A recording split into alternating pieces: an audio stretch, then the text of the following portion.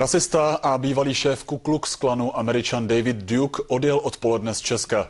Poté, co ho včera večer zatkli detektivové z protiextremistického oddělení, mu cizinecká policie nařídila opustit republiku. Navíc je obviněný z trestného činu, protože přijel propagovat svou rasistickou knihu, ve které mimo jiné popírá holokaust. Vy se teď podívejte na zatčení Davida Dukea. Ruce na stůl!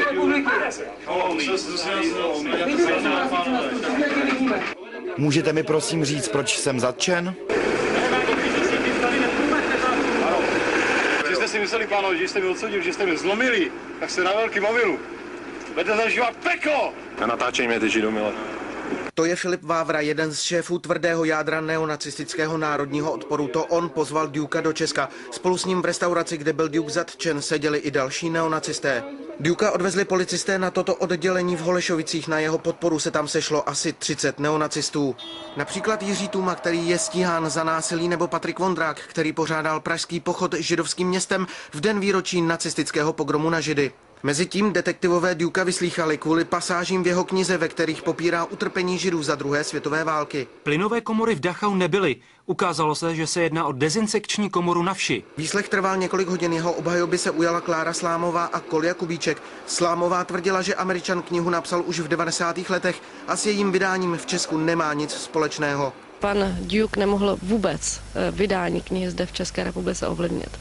Ani ho neovlivnil, protože nemá už v současné době vůbec práva. V tu chvíli se policisté domnívali, že podají návrh na vazbu. To neonacisty rozlítilo.